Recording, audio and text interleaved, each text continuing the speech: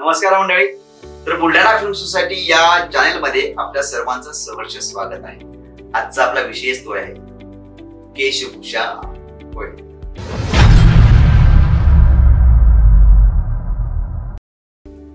बऱ्याचदा आपण हे गाणं ऐकलं असेल, ये रेशमी जुल्फे ये शरबती आंखें इन्हें देख कर जी रहे, है ना?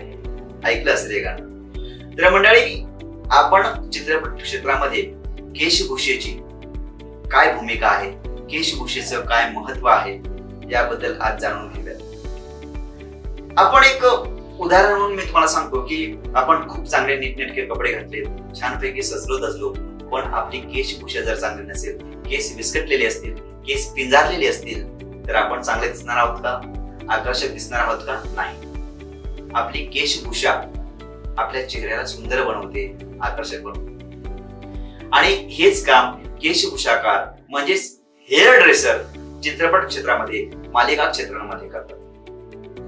हे बऱ्याचशा लोकांना वाटतं की काय केस विंचरायला काय एखादा माणूस पाहिजे का? है ना? बऱ्याचशा लोकांना प्रश्न पडतात, काय केस तर कोणी कंगवा घेतला की केस विंचरू शकतो, केस विंचरायला माणूस लागतो का? नाही. फक्त केस विंचरणे म्हणजे केशभूषा नाही, तर केश रचना करणे म्हणजे केशभूषा. तुम्ही बघितलं असेल, बऱ्याचशा ज्या अभिनेत्री आहेत त्या अभिनेत्रीची या चित्रपटामध्ये त्यांचे लांब सडक केस आहेत, दुसऱ्या चित्रपटात त्यांचे कुरळे केस आहेत, एखाद्या चित्रपटात त्यांचे एकदम पॉपकट आहे, म्हणजे छोटे छोटे केस आहेत. तर ही जी करामत आहे, ही करामत आहे केशभूषाकारांची. आणि या केशभूषेमुळे आपले लुक सुद्धा वेगवेगळे येतात. आपण बऱ्याचदा अमरीश पुरीचा लुक बघितला असेल, बऱ्याच चित्रपटांमध्ये बऱ्याच वेगवेगळ्या प्रकारची केशभूषा असते त्यांना. केशभूषा काही पौराणिक चित्रपटांसाठी सुद्धा केली जाते, केशभूषा काही पात्रांसाठी सुद्धा केली जाते. म्हणजे एखादं सोजवळ साधं कॅरेक्टर असेल, पात्र असेल एखाद्या पुरुषाचं, तर त्याला म्हणजे अशी त्याचे केस चोपून चापून तेल लावून लावले जातात, म्हणजे तो साधा सरळ सरळ मार्गी माणूस वाटतो. त्याच पद्धतीने एखादा काय म्हणू आपण त्याला, एखादं असं कॅरेक्टर असेल, म्हणजे हंकी फंकी कॅरेक्टर असेल, अगदीच स्वच्छंद कॅरेक्टर असेल, तर त्याची केशभूषा कुठे केस कलर केलेले, कुठे असे मोठे आणि अशा पद्धतीचे दाखवले जाते. त्या केशभूषेवरनं त्या माणसाचं पात्र समजलं जातं.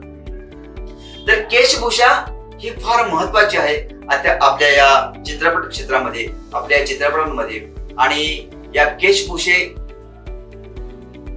आणि ही केशभूषा करण्यासाठी केशभूषाकार म्हणजेच हेअर ड्रेसर विविध प्रकारच्या विग्स सुद्धा वापरतात. बरोबर. आज आपण ते विग्स संदर्भात सुद्धा जाणून घेऊया.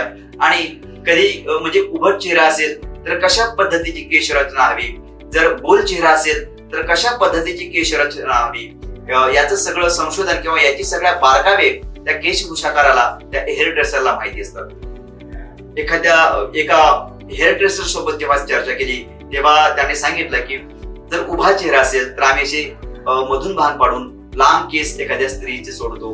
कधी कधी जर का गोल चेहरा असेल तर त्या चेहऱ्याच्या अनुषंगाने त्या स्त्रीची केशभूषा, केशरचना आम्ही करतो. कुणाची केस, कुठल्या हिरोईनचे केस लहान असतील तर त्यांच्यासाठी विग्सचा वापर करतो. असे एक ना अनेक प्रयोग हिरोईन, अभिनेत्री किंवा अभिनेता सुंदर दिसण्यासाठी हेअर ड्रेसर करत असतात. आणि ते या त्यांच्या क्रियेमध्ये यशस्वी सुद्धा होतात जेव्हा केशभूषा सर्वांना आवडायला लागते. कदाचित तुम्हाला कल्पना असेल, जेव्हा तेरे नाम चित्रपट आला होता त्यावेळेस बऱ्याचशा लोकांनी, बऱ्याचशा तरुण वर्गाने तेरे नामच्या सारखी ती कट ठेवली होती. म्हणजे अशा पद्धतीचे सलमान खानचे केस होते, त्या पद्धतीचे कट त्या चित्रपटाला बघून, त्या चित्रपटातल्या त्या हिरोच्या लुकला बघून बऱ्याचशा तरुण वर्गाने त्या पद्धतीची कट ठेवली होती, म्हणजे केसांची कट ठेवली होती. केस त्यांनी त्या पद्धतीचे लावले होते. त्याच्या आधी आपण बघूयात, ठाणेदार नावाचा चित्रपट आला होता. संजय दत्तची केशरचना अशी लांब सडक केस होते, त्या पद्धतीची केशरचना त्या काळातल्या तरुणांनी ठेवली होती. त्याच्या आधी आपण अजून जाऊयात मिथुन चक्रवर्तीची केशभूषा. मिथुन चक्रवर्तीची अशी हिप्पी कट केशभूषा होती आणि तीच केशभूषा अनेक तरुणांनी त्या काळात ठेवली होती. आणि आता हल्लीचा काळ आपण बघूया. हल्लीच्या काळात वरुण धवन असेल किंवा अजून नवीन कलाकार असतील, त्या कलाकारांनी जी केशभूषा ठेवलेली आहे त्याच पद्धतीची केशभूषा हल्लीचे तरुण ठेवतात. केशभूषा जी असते आपल्या या हिरोची किंवा हिरोईनची, त्याला फॉलो करण्याचा ट्रेंड सुद्धा पूर्वीच्या काळापासून आहे आणि याचं सर्व श्रेय हे केश रचनाकार, हेअर ड्रेसरला म्हणजेच केशभूषाकाराला जातात.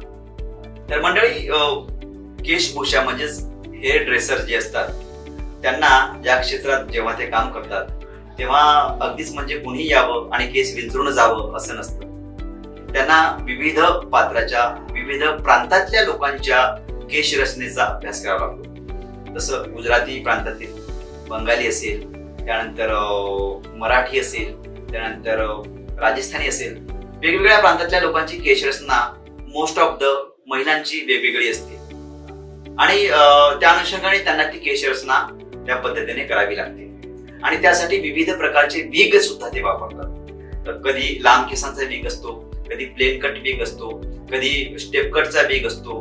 त्यानंतर कुठल्या एखाद्या पौराणिक पात्र असेल, साधूचं पात्र असेल तर दाढी असते, सफेद कलरची, व्हाईट कलरची दाढी असते, सफेद कलरचा म्हणजे व्हाईट कलरचा विग असतो. कधी एखाद्या व्यक्तीला तुम्ही असं म्हणूयात की तो म्हाताराही नाही आणि तो तरुणही नाही, म्हणजे त्याला थोडस व्हाईटनिंग केलेली म्हणजे थोडेसे पांढरे केस असलेली विग लावावी लागते. कधी कधी काही पात्रांना ह्या ज्या विग असतात ह्या विग रेडीमेड असतात, या काही पात्रांच्या डोक्यावर त्यांना फिट बसत नाही, तेव्हा त्यांच्या कपाळाचं माप घेऊन त्यांच्या साईज प्रमाणे विग बनवून आणून त्यांना लावावी लागते. अनेकदा आपण बघतो की चित्रपटामध्ये जी विग असते काही लोकांची मधनं टक्कल पडलेले असतात, पण तरी सुद्धा त्यांना तेवढा पॅच लावला जातो त्या हेअर ड्रेसर कडून आणि तो पॅच लावत असताना त्याचे जे ओरिजिनल केस आहेत त्या केसांचा कलर, त्या केसांची जी क्वालिटी असते म्हणजे त्या पद्धतीची मॅचिंग चा तो पॅच असायला हवा आणि त्या पद्धतीचा पॅच ते बनवून त्या नटाला किंवा त्या अभिनेत्रीला लावतात आणि त्या अनुषंगाने ती केश रचना करतात. म्हणजे बघायला आपल्याला जरी सोपं हे वाटत असलं तरी हे सोपं नाही आहे आणि याच्यामध्ये खूप मोठी म्हणजे खूप वेगळ्या पद्धतीची निरीक्षण क्षमता किंवा कलात्मक दृष्टी या क्षेत्रामध्ये केश रचना करायला लागते, हेअर ड्रेसरला लागते. त्याच अनुषंगाने आपण अजून पुढे जाऊन बघूयात.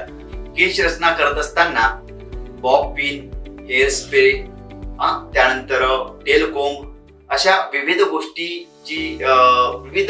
गोष्टींचा म्हणजे विविध त्यांचे अस्त्र म्हणूया, आपण शस्त्र म्हणूया, यांचा त्या हेअर ड्रेसरला वापर करावा लागतो. आणि बऱ्याचदा आपण बघतो की काही शूटिंग जे असतं, काही चित्रीकरण जे असतं ते खुल्या हवेत असतं आणि तेव्हा काय होतं की त्या पात्राचे केस नेहमी उडत असतात, विस्कटत असतात. ते उडू नये, विस्कटू नये म्हणजे जेलचा उपयोग केला जातो आणि हेअर स्प्रेचा सुद्धा उपयोग केला जातो. तर ह्या सगळ्या गोष्टींचा उपयोग करून ह्या सगळ्या गोष्टींची सगळी सांगड घालून केश रचनाकार म्हणजेच हेअर ड्रेसर आपल्या चित्रपटांमधील पात्रांची केशभूषा करतो, मालिकेमधल्या पात्रांची केशभूषा करतो. म्हणजे अगदी साधू असेल, एखादा पौराणिक पुरुष असेल, एखादा म्हणजे तरुण मुलगा असेल पण त्याला म्हातारा दाखवायचं असेल, एखादी तरुणी असेल तिला म्हातारे दाखवायचं असेल किंवा एखादा म्हातारा असेल त्याला तरुण दाखवायचं असेल तरी सुद्धा जो हेअर ड्रेसर आहे तो त्याच्या म्हणजे त्या हेअर विगच्या जादूने, त्याच्या केश रचनेच्या जादूने त्या व्यक्तीला त्या वयाचं दाखवण्यासाठी मदत करतो.